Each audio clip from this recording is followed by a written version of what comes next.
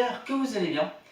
Aujourd'hui on va donc reparler des Skeloporus majesticus, mais cette fois je vais vous parler plutôt du terrarium. Donc qu'est-ce qu'il va falloir mettre dedans et quelle température et hygrométrie il va falloir respecter pour que le Skeloporus se sente bien dans le terrarium.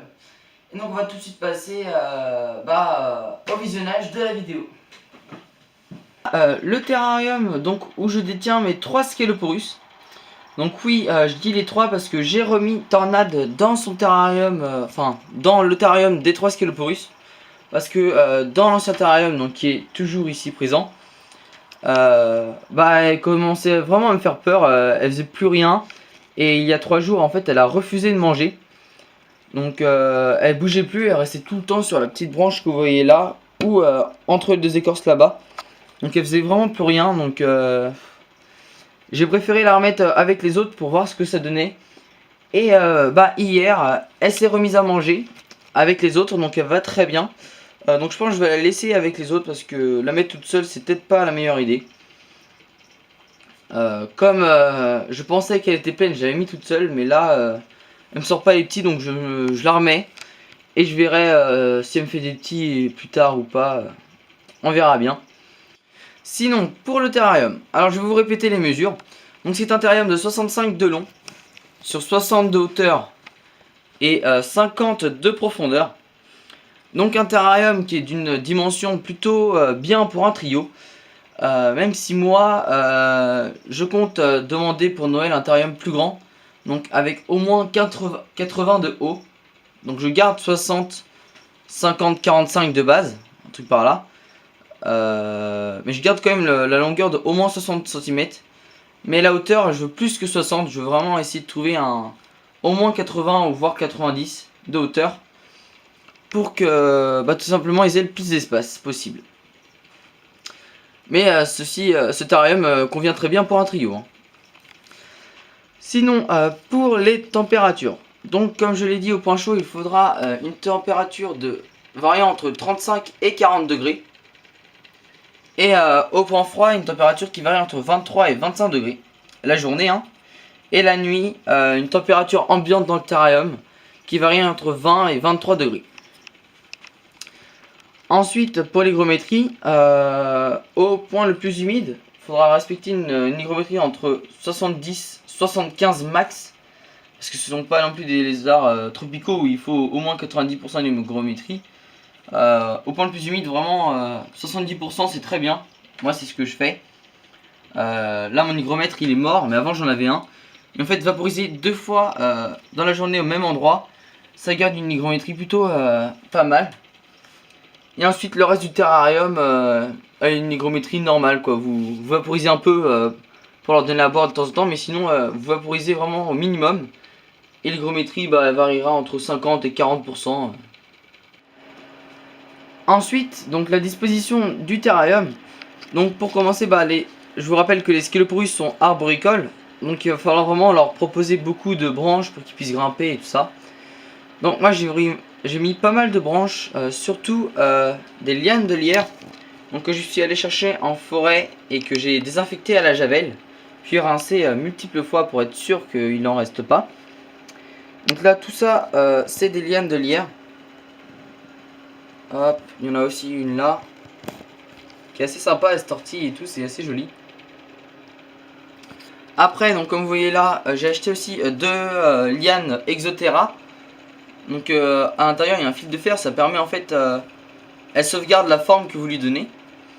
Et il y a aussi cette liane là, que j'ai en achetant un terrarium sur le bon coin, il y avait ça qui était vendu avec. Donc c'est une liane qui fait beaucoup plus naturelle que les Exoterra. Mais dont je connais pas la marque. Donc là on voit Tornade qui nous fait un petit coucou. Après tiens, cette branche là, donc pareil que j'ai ramassé en forêt, que je trouvais très jolie parce qu'elle a un côté elle a une couleur noire. Donc je sais pas ce que c'est mais c'est super joli. En fait c'est en enlevant l'écorce, le bois est devenu noir. Donc c'est super joli je trouve. Après donc ce gros tronc aussi, donc que j'ai retrouvé chez mes grands-parents. Et en fait il était tout creusé. À l'intérieur il y avait un peu de pourri tout ça. Donc j'ai bien fait attention de tout enlever. Pareil bien désinfecté à la javel, parce que là-dedans c'est vraiment bourré de parasites. Donc je l'ai bien désinfecté à la javel pour être sûr que ça ne nuit pas à la santé de mes Skeloporus. Et bah, je suis plutôt content parce que je le trouve très joli dans ce terrarium là. Donc là j'ai suspendu en hauteur en fait. J'ai mis plein de branches. Il y en a une derrière aussi là. Pour soutenir la bûche. Et vous voyez elle est vraiment très stable, hein. Là je bouge. C'est vraiment très solide. Et après j'ai mis au cas où hein, ça lâche. Deux petits fils de nylon qui sont suspendus au grillage. Donc c'est sûr que si ça tombe ça risque d'un peu abîmer mon grillage. Mais c'était vraiment au cas où. Et puis pour éviter aussi que la bûche tombe. Après en fausse plante, donc j'en ai mis deux, enfin trois. Les trois sont Exoterra. Donc là il y a un modèle petit, donc pour cacher l'entrée de la bûche. Ici un modèle beaucoup plus grand. Et une petite fougère. Donc voilà, c'est pour donner un petit côté sympa. Et après j'ai mis aussi deux vraies plantes. Donc je trouve ça toujours sympa de mettre un peu de vraies plantes dans un terrarium, c'est toujours plus joli. Donc j'ai mis un bambou. Et aussi un yucca. Donc je tiens aussi à dire que bah, dans un terrarium où il fait assez chaud comme le terrarium des Skeloporus, faut vraiment penser à... Bah faut penser en fait à pas mettre des plantes qui résistent pas à la chaleur. Là par exemple le yucca lui il résiste très bien aux fortes chaleurs. On pourrait très bien le mettre dans le terrarium d'un pogona. Elle irait très bien dans un terrarium comme ça. Parce que c'est une plante qui peut vraiment résister à de très hautes hausses de, de température. Il peut faire vraiment très chaud, très sec. Le temps qu'on arrose bien son pot, tout va bien pour elle. Après le bambou, bah... Bon là c'est vrai qu'il est un peu crevé. Je ne l'ai pas arrosé depuis longtemps. Enfin je le rarrose un peu. Mais avant il allait aussi très bien dans le terrarium. Là il reste quelques feuilles vertes quand même. Hein. Mais sinon il va très bien aussi dans le terrarium. Les bambous résistent bien à la chaleur aussi. Mais faut pas par exemple mettre des plantes comme de jolies fleurs et tout ça que vous avez dans votre jardin. Ça ne tiendra pas long feu dans un terrarium comme ça. Donc voilà pour tout ce qui est plantes et branches. Après le substrat. Donc le substrat moi j'ai choisi tout simplement les fibres de coco. Donc après comme substrat vous pouvez vraiment choisir...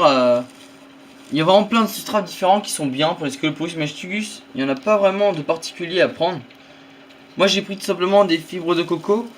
Parce que d'abord, bah, comme je vaporise pas mal au sol, comme il faut plus vaporiser au point froid, donc au sol, pour leur donner à boire, et bah j'ai mis ça parce qu'en fait mon terrarium est 100% en bois, enfin à part le grillage, mais voilà. J'ai mis une bâche aussi pour protéger, et comme ça quand je vaporise, la fibre de coco absorbe très vite l'eau, et du coup bah ça évite toute moisissure sur mon bois. Et c'est aussi un substrat donc, qui est assez gros. Donc par rapport à la tête des Skeloporus, hein, ils vont avoir du mal à en manger. Par rapport à du sable ou de la tourbe ou tout ce qui est ce style de substrat. Tout ce qui est copeaux, bah, ils auront un peu plus de mal à l'ingérer. Du coup si jamais je lâche de la nourriture pour les faire chasser, bah, ils ont beaucoup moins de risques d'avoir une occlusion intestinale. Donc c'est quand même mieux. Après je dis pas c'est ce substrat là qu'il faut prendre. Il y en a presque le Skeloporus, vous pouvez vraiment tout prendre. Hein. Je pense que le sable ça leur convient très bien aussi. La tourbe, avant je leur mettais ça, c'était aussi très bien. Enfin voilà, vous avez vraiment le choix. Donc là on voit les deux femelles qui jouent là. Là il y en a une, bah la tête a disparu. Et là-bas il y a Tornade. Là-bas on voit aussi, ça c'était assez drôle. Là-bas. Là c'est la marque d'un grillon en fait. J'ai lâché, j'ai lâché l'autre fois pour leur donner à manger des grillons que j'avais saupoudrés de calcium. Il y a tout simplement un grillon suicidaire qui voulait pas se faire bouffer par Raptor, qui a sauté contre le fond du terrarium, et en fait le calcium lui est resté fixé. Donc c'est assez drôle, on voit la marque du grillon. Moi j'ai trouvé ça assez marrant quand le grillon a essayé de sauter pour s'échapper, que sa marque reste figée sur le fond du terrain. Donc après bah, Raptor vous le verrez pas lors de cette vidéo parce que quand j'ai ouvert le terrain, il s'est caché là-dedans. Donc je vais pas l'embêter, hein, vous l'avez déjà vu lors des précédentes vidéos. Surtout dans la partie 1 où je montre bien comment il est. Donc n'hésitez pas à aller regarder aussi les vidéos précédentes. Hein. Bah d'ailleurs cette vidéo est terminée, donc j'espère qu'elle vous aura plu. N'oubliez pas de vous abonner si la chaîne vous plaît, de liker si la vidéo vous plaît, et de passer un petit coup de vue sur ma chaîne Passion du Reptile sur Facebook. Donc une page plutôt, ouais, c'est une page Facebook qui indique tout sur la chaîne YouTube et tout ça. Je mets plein de photos aussi. Voilà. Sur ce, bah, je vous dis à la prochaine vidéo. Allez, salut! It's only gonna bring you